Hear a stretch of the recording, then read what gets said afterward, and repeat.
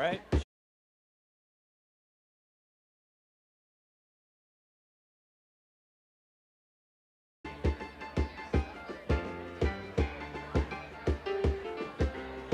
Good morning.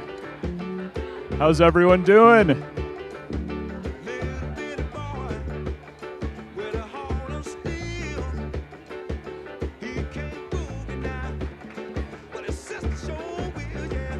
Good morning.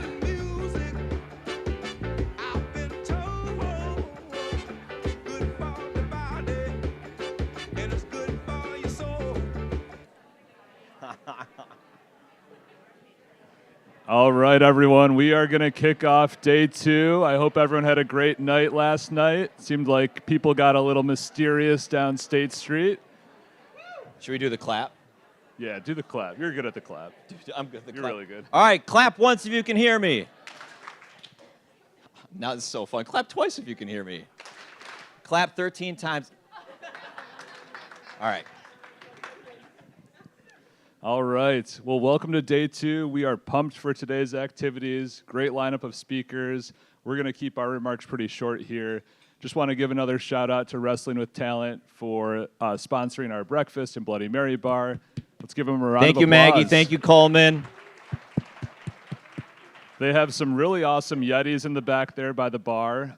Super cool, so grab one if you can. And I think Rick is keeping the bar open a little longer, so you can grab one there too. And non-alcoholic drinks available as well. Yes. Which would just be orange juice. Orange juice. Okay, that's and how like it works. tomato juice. But yeah, great stuff. We have a close competition here for the leaderboard for the Cove Connection. So definitely keep those badges tapping today. Leaderboards will be displayed throughout the venue. You can also scan this QR code to check that out. And just a reminder that we're giving away some free tickets to the top 3 folks with the most connections made at the conference. Want to give another shout out to our sponsors. Without them, this event would not be possible. So let's give them all one big round of applause. Thank you, everyone. All right, since many of you have asked throughout the conference, just want to give you an idea of what's in the pipeline for programming over the next year or so. So right now, everybody is at CultureCon 2025. Up next, we have CultureCon West in Las Vegas. So that's November 3rd through 5th. It follows a very similar structure to what we did here. So it's kind of like a 3-day event, keynotes, breakouts, interactive workshops. So a little different energy than what's in Madison, but still an amazing time, and we'd love to have you join us out on the West Coast. Then, back in Madison in April, we're hosting our very first topic-centric conference. So that's called the AI Summit.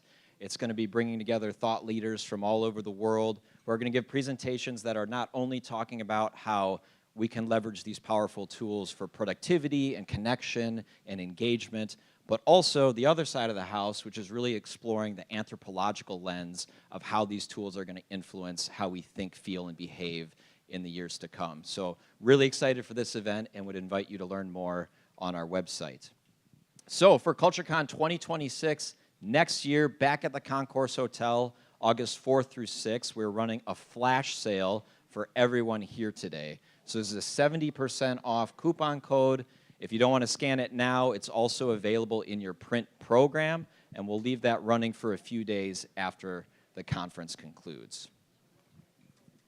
All right, just a couple quick housekeeping notes for logistics today, starting with our lunch experience. So this is our longest standing CultureCon tradition. So for lunch today, when you come out of your breakout rooms, volunteers are going to hand you voucher cards that look like the ones on screen. You can take those voucher cards and you can go and explore Madison's food truck scene in and around the Capitol Square, then all the way down State Street at Capitol Mall. And this is just a super fun way to get into groups, be able to make an adventure down State Street or through the Capitol and explore some of Madison's incredible ethnic cuisine. To give an idea of what vendors are available and how to get to where, you just have to scan the QR code on the voucher card that you'll be handed. And if you want to go in groups, the Connection crew has generously made themselves available. So when you come out of your breakout rooms, you can find Connection crew members that'll help form groups and then be able to take you down for that experience. All right, and then one more plug for Connection crews. So when we come back from lunch is when we're going to kick off a new thing this year. We're experimenting with mini breakouts. So there'll be a few sessions that you'll see in the program that are only 30 minutes long, except for Connection Crew's Joyful Masterclass. That one is going to be a full 75 minutes, and that starts at 1 o'clock. So just wanted to call that out so you know that not all of those sessions are 30 minutes. All right, so now I'm excited to introduce Alcia Archer from Stretch It, who's going to come up on stage and lead us through a short, fun stretching exercise, maybe to alleviate a little bit of stress, but absolutely get us a little bit more energy for the day. So everyone, please welcome Alicia. Oh, I have the mic on the blouse. Good. You know, that is the first time I ever heard my name pronounced that way. It's Alicia, but thank you. I'm sorry, Alicia. I'll add it to the archives. Thank you for correcting me. I'm sorry. It's okay. Alicia, you know, I guess because the Italian way with the CI in there, you know? I don't blame them. How's everyone today? Thank you so much. Well, let me stand up first because I wanted to make a point to look extra fancy today so that we could drive the point home that you can stretch anytime, anywhere, to make a connection with productivity, to improve it, to improve your focus, and it's become indisputable at this point. The literature is there, and we've always known it intuitively that movement is a good thing. But there seems to still be a disconnect in the culture where, yeah, you'll get to it after you leave the office, but there's not enough encouragement and incentive to actually move where you are when you're at the desk sitting. And with the musculoskeletal issues that are emerging, in short, when your body hurts a lot, is coming from the fact that we're not moving enough. But then we say, okay, well, I'm gonna take this class and I wanna do this, and the ambitions start to increase like raging fire, and then life laughs at us and say, oh, you're not taking any class, maybe at least for the next 6 months, so figure it out. But at Stretch It, we encourage, okay, maybe you won't be able to take that long half-hour or even hour class, but can you move for 5 minutes while sitting at your desk? And you might think, well, what good does that do? Well, it's a small catalyst, but a significant one, because when repeated over and over again over the course of several days and weeks, you'll be surprised at how much range of motion you can acquire with these smaller efforts done over time. And again, back to the outfit, you can do this with the blazer on, with not the super fancy leggings on, right? You can wear the athletic wear, because I have a bunch, I get it.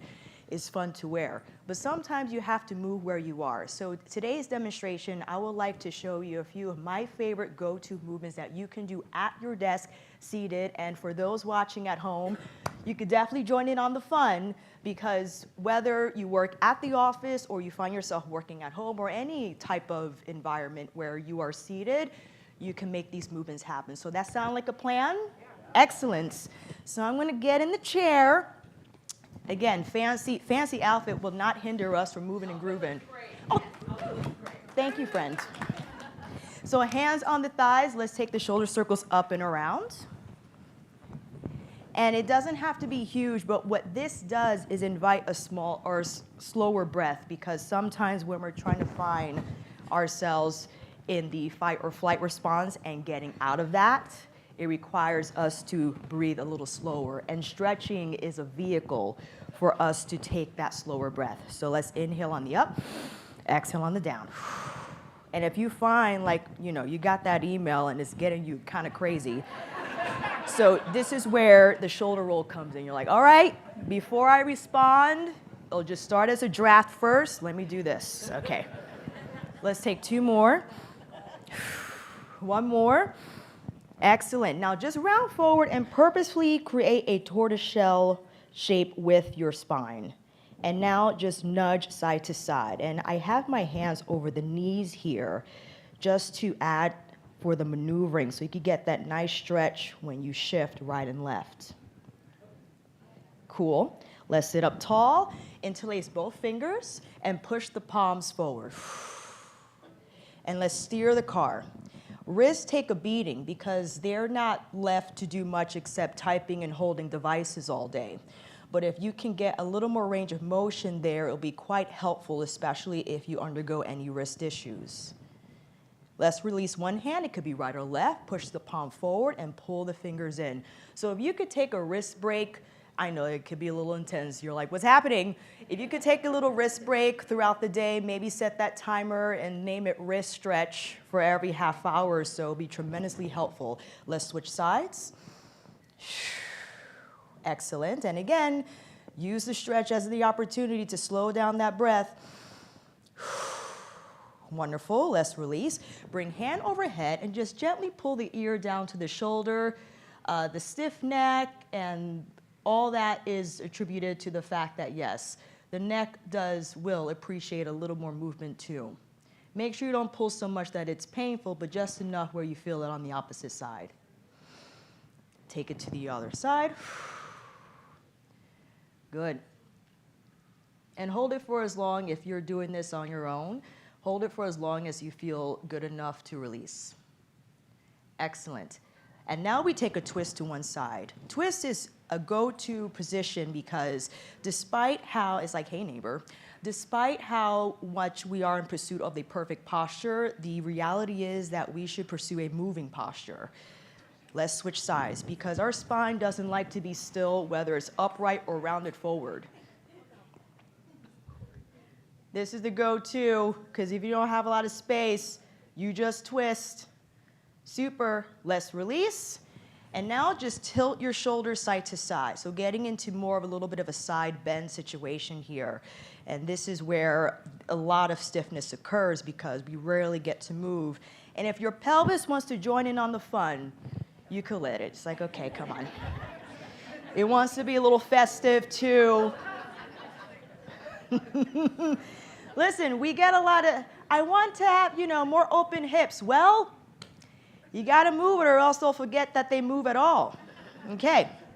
And now let's go back into the arch and curl. Well, let's do it here. Let's lift up, breath in, exhale, curl.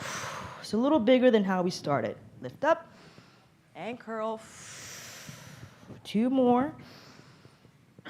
And curl. 1 more. And curl. Excellent. Lift it up. And let's take the arms up overhead. Exhale, just release. Take 1 more. And release. And you're done. That is it. That is it. So if you ever want, again, I know this might feel a little overwhelming because I just showed you maybe 5 to 8 different stretches that you can do, but you could easily take 2 or 3 of them.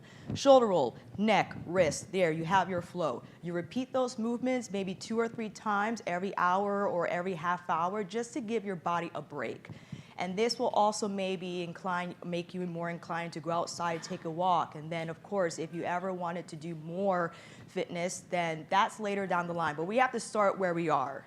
So hopefully this inspired you just to get a little more movement throughout your day, but in a way that's more accessible and that's not going to require a huge ton of bandwidth. Make sure you're able to visit us at our booth. We have the laptop out if you want to take a demo session to see how it is, and we'll love to have you. Thank you again for the opportunity, everyone.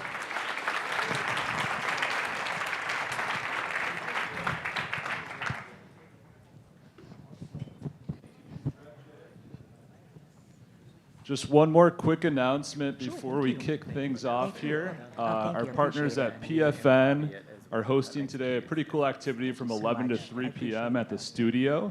So you're able to actually record a 10-minute video session in the studio, some kind of powerful message about leading meaningful work. They're calling it a leadership declaration. And PFN will create the short video for you. They'll have it all ready to go, so there's no prep needed. Just bring your voice. They make it fun and simple. There is limited space, though, so it's first come, first serve from 11 to 3 p.m. You can find them at the PFN booth in the hallway. All right, let's kick things off here. Day 2, CultureCon. We have Andrew Bishop, our opening keynote speaker, who knows a thing or two about recognition, relationships, and rallying a team, whether that team is in the boardroom or on the ball field. Andrew Bishop is the president of Recognition, where he leads with a mission to help organizations build stronger cultures through the power of recognition. He also serves as vice president and chair of education and certification for Recognition Professionals International, where he has been instrumental in revamping the Certified Recognition Professional curriculum and has personally certified over 100 practitioners. But Andrew's leadership story doesn't stop there. He's also a proud girl dad, a high school softball coach, and a former collegiate baseball player. Through all of those experiences, coaching teams, leading teams, and being a part of teams, he's learned one key truth. Great teams don't just have talent, they have trust, connection, and a shared sense of purpose, a roadmap for success, and a steady flow of feedback and positive affirmation. Today, Andrew brings his passion for education, training, and culture building to help us reimagine what recognition can do when it's no longer just a thank you, but a strategic driver of engagement and performance. Let's welcome Andrew to the stage.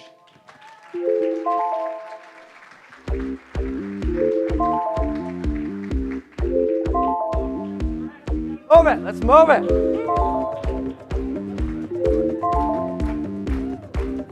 There's my group right there, yes. I like to move it, move it. Come on, stretch those bodies. Let's bring that energy. I like to move it, move it. All right, thank you for that. So today we're going to get into beyond the thank you and talk about recognition as a strategy and a skill that ignites performance within our teams and with our organizations. So before we dive in, can we just do a round of applause for everybody? And like, CultureCon has been amazing. Madison has been amazing.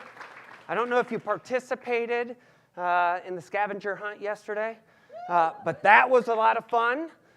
There was a moment, though, where like you'll see the competitor come out in me, and we had to press our face up against this glass so you could get a picture on the other side. And I think my team picked the dirtiest door they could find, and I just went full in for it, face, mouth, nose pressed up, and then I realized, oh crap, I have to speak tomorrow morning. What if I come down with something nasty tonight? Because I'm not sure what was on that door. But here we are. We're going to have fun. So yes, my name is Andrew Bishop. I am the president of Recognition. Also serve as the executive vice president for the board of directors for Recognition Professionals International. Over the past 3 years, I've spent a lot of time rewriting the Certified Recognition Professional curriculum. And we'll get more into that in a second, because that's been a transformational experience for me as a leader in this industry for over 12 years. Rewriting that Certified Recognition Professional curriculum has really transformed the way I think about recognition. A little bit about me, you heard it in the intro. Yes, I'm a girl dad, well outnumbered in the Bishop household. I got a 14-year-old, a 12-year-old, and a 10-year-old. Yes, I'm in it. I don't even have a boy dog. I do like to golf, so that's my excuse to get out a little bit. But because I didn't have enough women in my life, I decided, why not coach high school softball, varsity girls? All right, as a 41-year-old man, let's jump into the sport and coach and walk alongside of 16, 17, 18-year-old young ladies. I can tell you the impact that they've had on my life and how I think about recognition and culture and appreciation has been far more than what I could ever give to them. So a little bit about RPI, really quickly. Do a switch. There we go. So RPI, for those not familiar with Recognition Professionals International, is a nonprofit industry association made up of suppliers like Recognition who sponsor it, as well as over 1,000 practitioner members that come together, really lower the competitive and industry guard down to share and discuss best practice standards, to talk about the challenges facing their recognition programs. And what's RPI has developed over the past 20 years are the following 7 best practice standards around In order to run an effective recognition program, you need a sound recognition strategy. We need defined roles and responsibilities, strong program measurement, supporting communications, training, events and celebration, and program change and flexibility. We're not going to spend a lot of time going into these 7 best practice standards today. Instead, what I want to do is walk through the following question with all of you. What is recognition? How many of us would feel qualified to come up here and give a keynote on what recognition is? Okay, maybe a couple people. I can tell you, when I tell people what I do, who are not from HR or don't really think about culture very often, they look at me like I work for Willy Wonka in the chocolate factory. They're like, what do you mean? What is this recognition thing we talk about? I've been in the industry for over 12 years, leading recognition. My wife still can't tell people what I do. She's like, well, I think he sells recognition or something. She gets some questions and always defaults to, well, I think he just sells trophies. And I'm like, babe, we've talked about it. It's way more than just selling trophies. Okay? So what is recognition? If you had to define it in your own words, if you had to explain recognition to somebody else, how would you describe it? Follow-up question, even more important. Why do people need recognition? So they feel good. All right, we got some answers out there. Okay? We are going to walk through defining what recognition is and why people need it together today. Okay? Okay? Here's a very important question. And if anyone can answer yes to this, come see me afterwards, because I'll write you a $1,000 check, and we'll do a little case study on you, because I want to study you. Okay? I want to study you. And that question is, can anyone in this room identify a healthy and thriving relationship, personally or professionally, where feedback is absent? Expression of gratitude is non-existent, and positive reinforcement is never offered. Think about that. Can anyone find that healthy and thriving relationship that you have, personally or professionally, where these 3 elements do not exist? Okay? All recognition is, at the end of the day, is feedback. It's expression of gratitude, and it's positive reinforcement.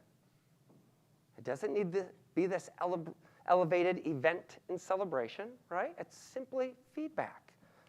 And beyond that, as we get into defining what recognition is, it's a fundamental human need.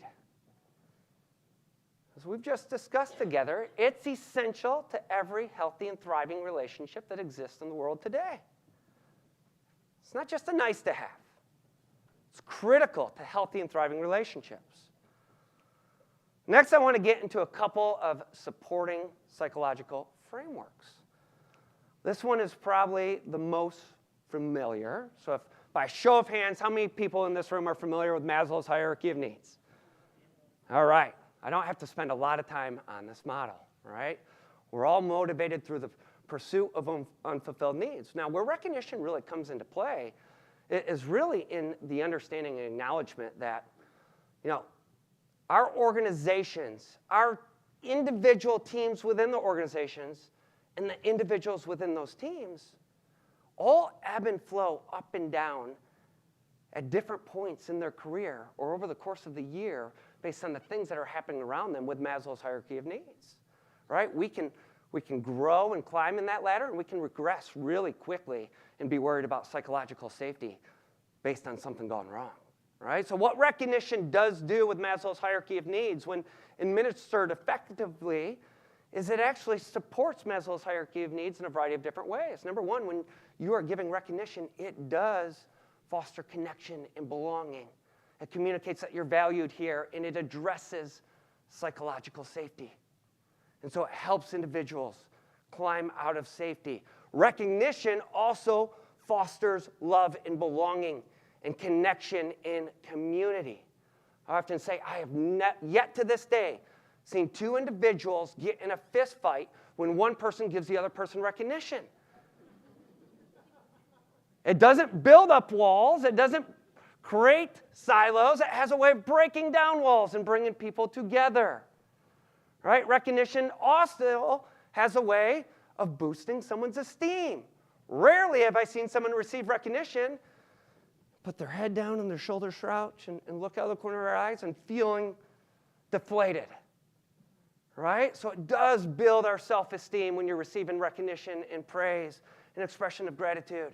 And recognition, when done properly, communicates a path to growth and success. And so it supports Maslow's hierarchy of needs in so many different ways for our team members. Now, by a show of hands, how many of us are familiar with the ABC model? Okay, we've got a couple in here, not as prevalent as Maslow's hierarchy of needs. And what the ABC model really gets into is the fact and the reality that there are antecedents or events and triggers in our life that happen every day in the form of expectations, new projects, different situations that lead to behaviors or observable actions. Okay? And what's very interesting about the ABC model, whether we know it or not, I've heard this in a couple of other sessions, right? Our brains are psychologically wired to do what? To survive, right? To protect us. We're obsessively on the lookout for danger. And so unfortunately, we are always scanning the horizons for threats. And we're looking for either positive consequences or negative consequences to how we show up, how we act, the things that we do and say. And because our brains are looking out for danger, when there's no feedback, you know what we interpret that as? Danger, a threat, a negative consequence. And so when I show up and I go above and beyond, or I do something extra, or I'm living out values, and there's no positive affirmation or reinforcement offered, what does that communicate? Danger, Will Robinson, right? Maybe we need to try something different. Right? Maybe we need to alter and try a different approach, right? It's happening right up here. I'm reading the room. Is what I'm saying connecting? Is it landing? Is it positive affirmation? Or do I need to adapt and change really quickly, right? And so what recognition is a positive consequence. It's positive affirmation. When individuals live out things that we value, the best thing that we can do for them is to let them know. I really appreciated when you did X, Y, and Z, or thank you for the way you showed up in this meeting today. Thank you for raising your hand and contributing. Thank you for getting into, I like to move it, right? Expression of gratitude, positive affirmation. And so let's go back to what recognition is. Recognition is not only a fundamental human need. It's not only essential to any healthy and thriving relationship that exists in the world today, but it's how we communicate to others what we value. It is positive affirmation and reinforcement. Okay, so it's an essential human need. It's critical to healthy and thriving relationships with our loved ones and with our teammates. And it's how we communicate what we value to individuals. What holds recognition back? And what holds it back in our workplace? I want you to think about that a second. Where is recognition very prevalent within your organization? And where is it lacking? What holds it back? Well, here's 5 things that we run across all the time. Number 1 is inconsistent adoption and utilization of recognition by our frontline leaders. Right? Our programs, if you have a recognition program, they often live and die with our frontline leaders. Now, I don't want to just blame our leaders. It's not that they don't want to engage in recognition. I think there's a big misunderstanding of impact. I can tell you, recognition and even just human behavior and motivation wasn't a part of my core curriculum in business school. Spent a lot of time talking about finance and strategy and accounting and marketing and administration and other practices. We didn't spend a lot of time on this. And I can tell you, when I first entered the corporate world, like many of you, there's probably, you were introduced to a corporate world where there's a certain way to act, there's a certain way to dress, and above all, check your emotions at the door and let your performance do the talking. Because if you want the opportunity to grow and advance with us in this organization, you better be one of the top performers. So what does that tend to focus on as leaders? I often say, before I stepped in this world of recognition, when I first stepped into it 12 years ago, I was like, what is this world of rainbows and unicorns and butterflies and all these positive feelings? Because I can tell you, prior to that, I was the leader that had it wrong for far too long. I was a very performance-oriented leader. I leaned into processes. I wanted to unlock greater levels of profitability for our organization. You know what? The funny thing is I lost sight of our people. I lost sight of our greatest asset available to our disposal to unlock greater levels of performance and profits. That order actually matters, that when you focus on profits and performance and you lose sight of your purpose and your people, you actually get less of what you're in pursuit of. And so there's misunderstanding of impact and utilization. There's no clear targets. A lot of times, yes, we're a recognition company. People say, I want a platform. Great, what are we pointing it at? What are we telling managers to be on the lookout for? How are we going to utilize this platform? Because I can tell you, there's no magic tools. Just buying a recognition platform, putting it into the ecosystem and say, go, recognize. It doesn't drive adoption and utilization. Again, managers are running around with a lot of lack of time. They're going from meeting to meeting to meeting, report to report, demand to demand, being on the lookout for the things that we value and want to recognize is not always front of mind. And what gets measured is what gets done. And so if there's not measurement from a performance rubric standpoint and expectations for providing feedback and affirmation to our team members, and all I'm held accountable to is my department KPIs, guess what I'm going to fixate on, right? So let's talk about some common misconceptions that I run across in my role. Well, this is my favorite one. We pay people to do a job, isn't that enough? My favorite opportunity to sit down with CFOs, and they're like, you want me to buy my employees loyalty and happiness? Well, no. Or compensation and how we process that is very different than recognition and what that communicates. In fact, if we go to how our brain works, with the neocortex in our frontal lobe, where logic is, versus the limbic system, where emotions live, right? Compensation is a black and white, logical, relational, or not relational, rational relationship that's rooted in obligation, right? How many of us get married because of the marriage contract and you just want to put that ring on the finger out of obligation? I can tell you, my wife didn't sign up for that, right?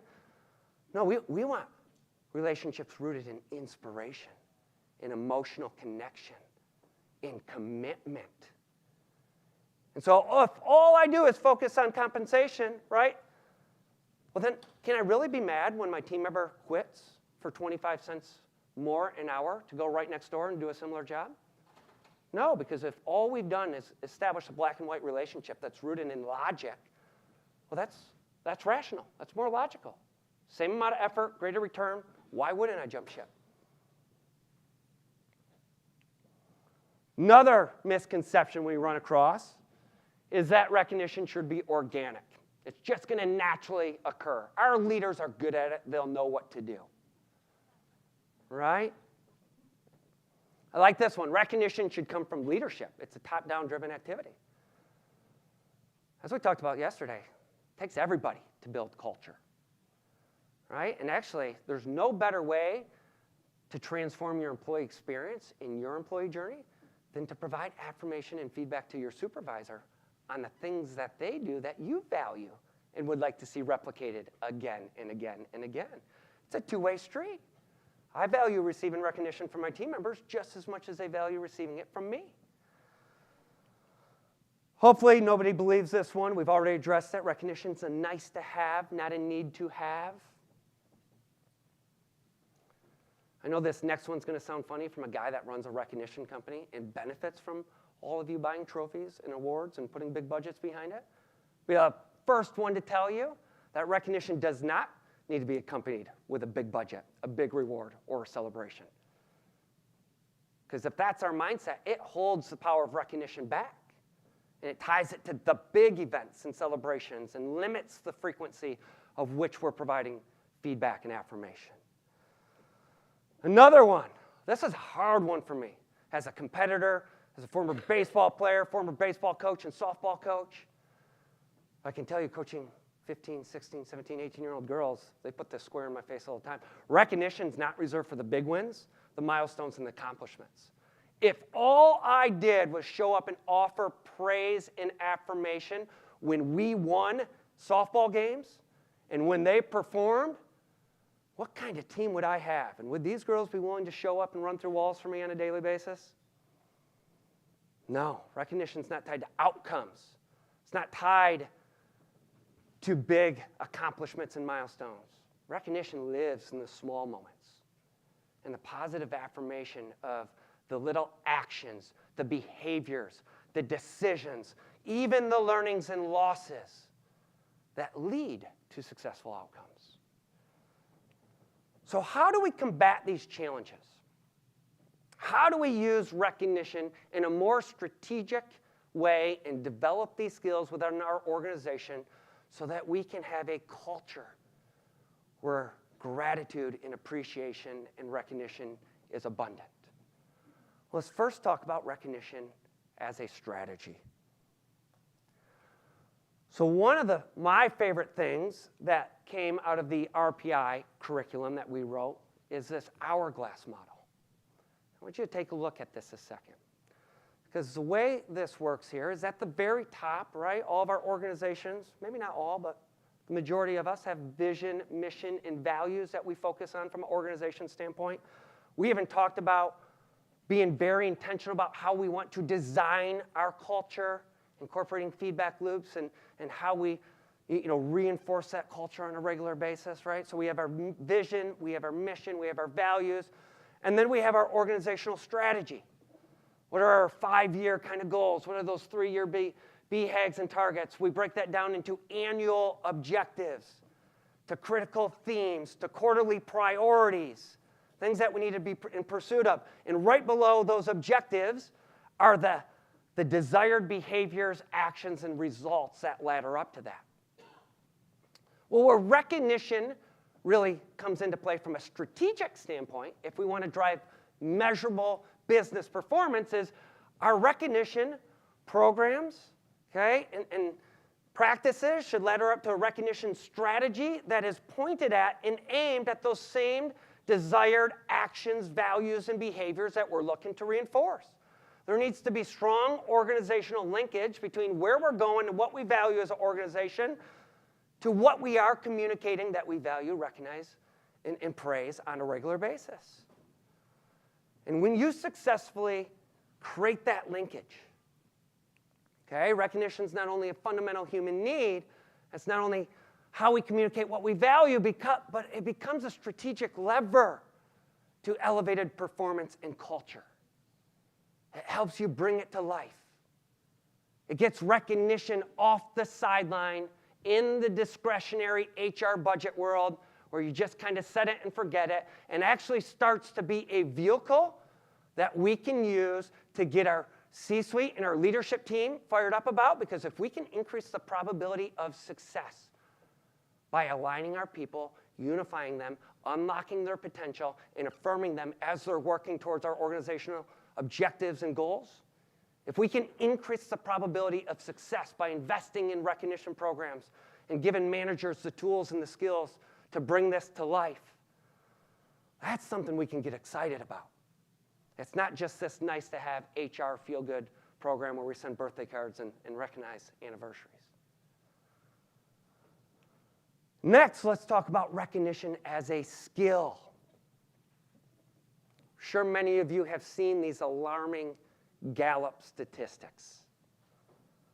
75% of workers who voluntarily left and quit their job didn't do so because of the organization, didn't do so because of the role, did so because of their manager and a breakdown of a relationship of that manager. In fact, Gallup goes on to say 70% of the variance in that team's engagement and happiness and performance is determined solely to the manager. How many of us get a little scared by that stat? Right? That's okay. I won't tell. I won't tell. In fact, Gallup went on to write a book saying it's the manager. Right? It highlighted the importance of the relationship or lack thereof or the performance of our frontline leaders. And so one of the best things that we can do for our leaders is develop recognition as a skill, because it is a skill that increases and enhances manager effectiveness. And so if we can give them the tools and we can give them the skills to be more effective in their jobs, if they're not interested in that, well, then maybe we got the wrong leaders in place. So what does recognition as a skill look like? Well, it starts with observation. We have to train our people leaders to be on the lookout and attuned to and aware of the things that we want to positively reinforce, recognize, and affirm. And so part of that starts with giving them the values, our critical messages, our themes, examples, right, of the things that we want to recognize and shine a light on within our organization that ladder up to organizational goals. But it starts with observation. And I can tell you, it's very easy to go from meeting to meeting, dive in one email to the next email, right? Run around to the office. You got to line up at your door. All they want to do is dump more problems and fires on you. And it's very easy to navigate day in and day out with blinders on and not being attuned or aware to the things that are happening on a daily basis within your teams that you value and want to see replicated again. Second part of recognition as a skill is personalization. Okay, and there's horror stories of all this going wrong, right? Like, I'm going to get my team member a $25 gift card to Starbucks. Great. Guess what? They don't like coffee. Right? Getting to know your team members so you can make recognition personalized and actually lean into it, that when we do give rewards or recognition, that it actually ties back to the things that they value, their interests, their favorite hobbies, right? That matters. The other day, I had a team member walk in my office and bring in a bag of nacho cheese Doritos with a Diet Coke. That was the best recognition I've received all year, right? That's all I needed. Bring me the nacho cheese Doritos and a Diet Coke. For any of you wandering the lobby last night, you saw me with my nacho cheese Doritos. I raided that canteen down there. Okay? Being personalized, getting to understand your team members, meeting them where they are, showing interest in their hobbies, their likes. Their interest goes a long way to furthering our culture. Okay? Being authentic. Can't tell you how many times I've heard people say, well, my leader just kind of gives recognition for them, right? They're checking the box and the authenticity, or the being authentic and genuine there. Being specific. The general attaboy or, Lucas, I appreciate you. Great job at the show. Okay, great. Andrew's job at the show. But what did I do that he actually values and he appreciated? How did I show up? What were the actions? What were the behaviors? What were the things that I specifically did so that I can do it again and again and again? Because receiving recognition feels good, and so I want to live out those values and behaviors and actions again. Being timely with it. If I wait till 6 months from now to thank Lucas for his efforts and how we showed up in the preparation and making sure that we were set up for success here at CultureCon, and I saved it for 6 months from now, how impactful is that going to be? Versus all of the moments of stress and anxiety and impact that have happened in between that time. Being consistent with it, I'll be the first to admit this is an area of my recognition as a skill that I need to get better at. With the travels, with the meetings, with everything else, I go through ebbs and flows. My team will tell you. There are periods of times where I'm really good at it, and there are periods of times where I get up on stage and I'm like, oh, Yep, that's cool. That's hit me square in the face. It's probably been a little bit since I've affirmed my team members. And so I need to get better at that too, being inclusive with it. Recognition is not reserved for our top performers. Our middle-of-the-road performers, and maybe even our struggling and bottom performers, might need that nudge of positive affirmation the most. They might need that little boost of self-esteem. They need to know that they're still on the right track, that even though their performance isn't there, they're showing up in the right way. Because if their performance isn't there and they're not at the top of the team, what's kicking off for them? Fight or flight, psychological, safety issues. And so we can walk alongside of them, take away some of that fight or flight response, address psychological safety, give them those little boosts of encouragement and knowledge that they need. And we call recognition as a skill and a manager effectiveness skill, and we label it this way as a reason, is because with all skills require intentionality. They require practice. They require effort and refinement. I've yet to run into someone that's just naturally born to be a recognition evangelist and just does it right every single time. Right? You need to practice it. You need to assess your skills. You need to set goals and KPIs about the things that you want to do to be better at your game. Give yourself mini challenges to improve this skill set. Very critical. And so if we go back to defining what recognition is, it is what? A fundamental human need, essential to any healthy and thriving relationship. It's how we communicate to others what we value. It is a strategic lever to elevated performance and to building the culture that we want. And it's also a skill. It's a management effectiveness skill. Okay, here's another big question for you. What are the keys to surviving a long road trip? Okay, let me set this up. I'm from Michigan, Grand Rapids, Michigan. So you guys probably know what my winters are like, right? For those not familiar that sit on this side of the lake, okay, you're a little more blessed with some sunlight, and you don't get that cloud cover that we get. I was telling people at dinner the other night that I think last year we went from like November 28 to like March something without seeing the sun. So my wife has strategically figured out how to take advantage of that. It's about February every year that I'm sitting at work and I start getting the ding on my phone and VRBOs start popping in.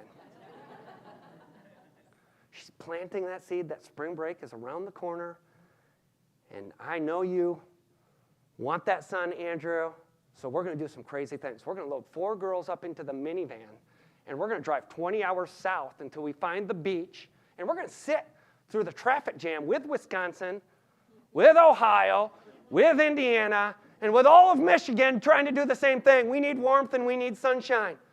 And so let's go through Nashville and sit there for 2 hours. Let's fight the traffic in Atlanta, right?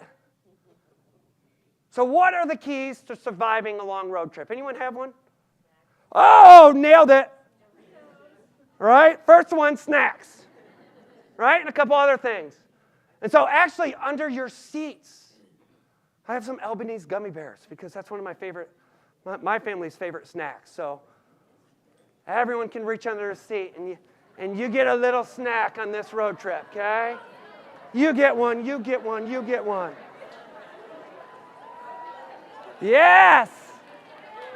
If you haven't held up on these gummy bears, you are welcome.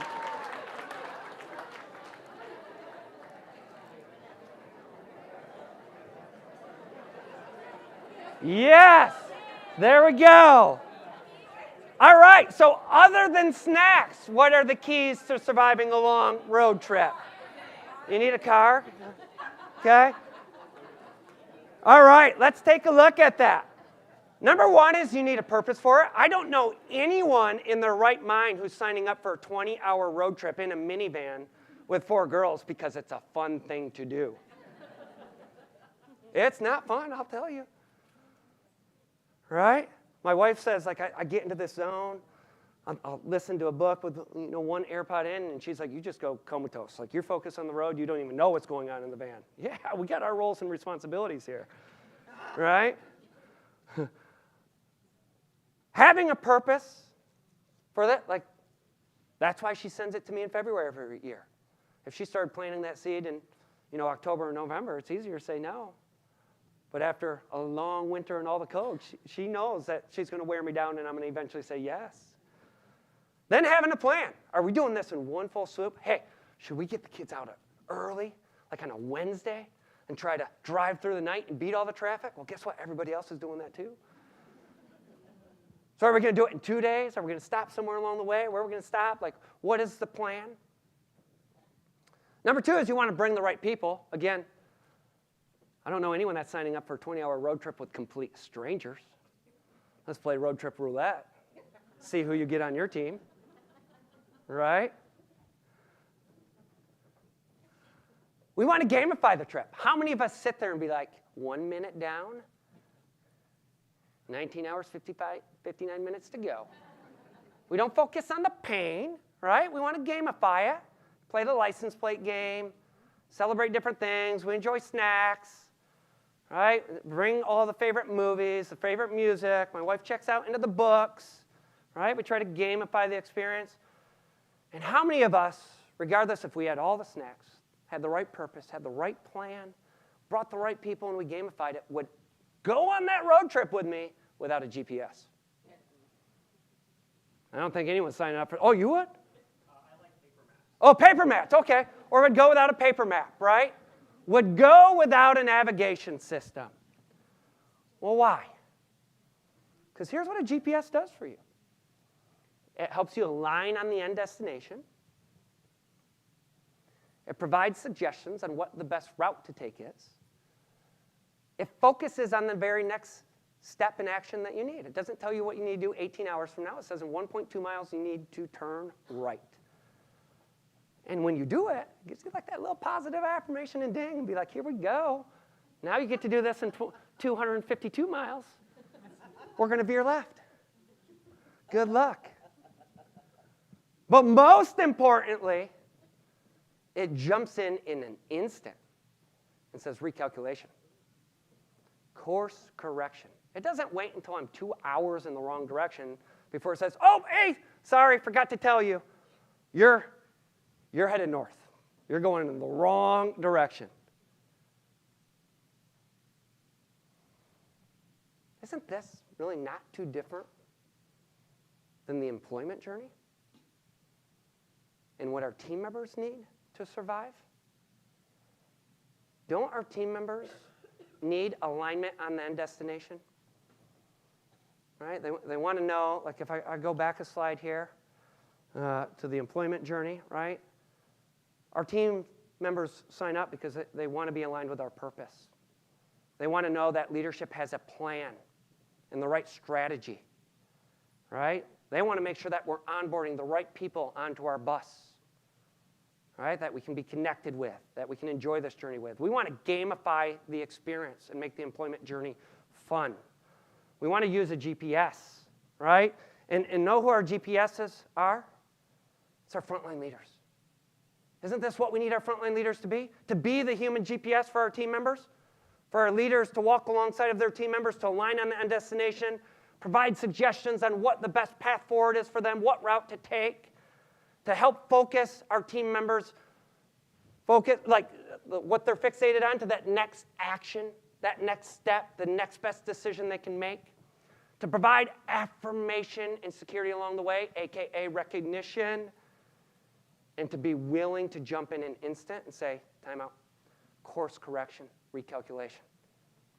Because we're rooted in, we said we want to go here, we're starting to veer off course. And so we got to have that crucial conversation. Critical to building the culture we want, to elevating performance. So let's go back to what recognition is. It's a fundamental human need. It's how we communicate what we value. It's a strategic lever for performance and culture. It's a skill. It's also a GPS. It can serve as a GPS. Okay? Provides that positive affirmation, helps communicate and reinforce what success looks like, and keeps us going on that journey. How many of you wrote all of this down when I said, what is recognition? All right? Okay, a couple of hands. So why do people need recognition? Why do people need recognition? The reality is, team members, they want to know that their work matters. They want to know that they matter, right? They just don't want to be managed. They want to be seen. They want to be valued. And they want to be connected to something that is bigger than themselves. Right? They want to know that they're heading in the right direction. But more importantly, I believe that recognition is the greatest gift that we can give somebody. And it doesn't need to come from leadership, it can come from a peer. Nobody in this world knows whether I had a great day at work or a bad day at work more than the 4 girls that I come home to every night. They feel it more than anybody. The good days and the bad days. Whether we know it or not, like, work deeply impacts our lives, right? And we carry work with us home so often that it does have a profound impact in how we show up for others outside of the workplace and how we show up for our loved ones, right? There are those days where they're hard days. My girls kind of know that, hey, Dad might be a little bit on edge, might be a little bit quicker to snap than normal. And so I like to think about if we build a culture of gratitude appreciation, where feedback and positive affirmation is abundant, and we embed that deeply into our culture, where every team member contributes to positively impacting somebody else's day. That when they receive that moment of recognition, and they feel that elevated boost of esteem, and they feel seen, they feel valued, and they feel connected, they're showing up better for their loved ones. As parents, as spouses, as friends, right? I believe that recognition has a ripple effect that extends far beyond the workplace. And unfortunately, we've all seen it. We are in an era of mental health crisis. We never know what somebody's carrying in their backpack and what they're navigating day in and day out. As a leader that lost a team member to suicide and a mental health problem earlier this year, that's not a phone call you want. It's not a phone call you want. And it's not a day that you want to experience. The what ifs. What if we just pulled her aside? What if somebody happened to mention that one thing she did really well that day? Does that give us one extra day? Does it give us one extra day? And she was new to our organization, and my greatest regret is I just wish we had more time, because I don't know what would have been. Because if she would have saw in her what we saw in her, she would still be with us today and hopefully on the path to being healthy and thriving. Recognition's serious. Yes, it drives business performance. Yes, it helps us achieve the culture we want. But most importantly, it's the greatest gift that we can give somebody else, because we don't know what they're dealing with. And maybe just taking that moment to acknowledge them, to let them know they're seen, to let them know they're valued, to let them know that they belong here, that they're on the right track and they're doing the right things. You do not know the profound ripple effect that it can have in their lives.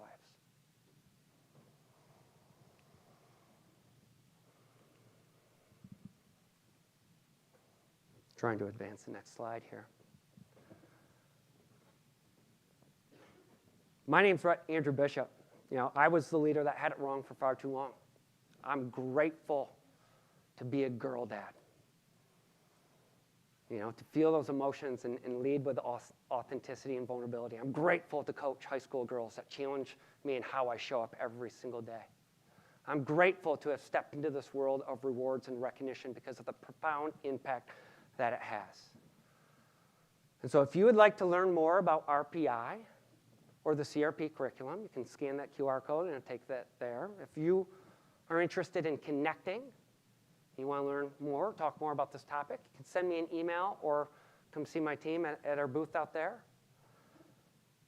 I want to thank all of you for, one, being present here today, for being an awesome crowd and audience, but more importantly, for all the connections and the energy and the experience that you've provided me over the past couple days. This is a conference that is like no others, and so thank you, Nick and Zach, for your mission and vision and all that you have done here, because this is truly a powerful conference where you can build community and foster connection. And so thank you for the opportunity to speak to you this morning. With that, that's my time. I hope you all have a blessed day and look forward to connecting later.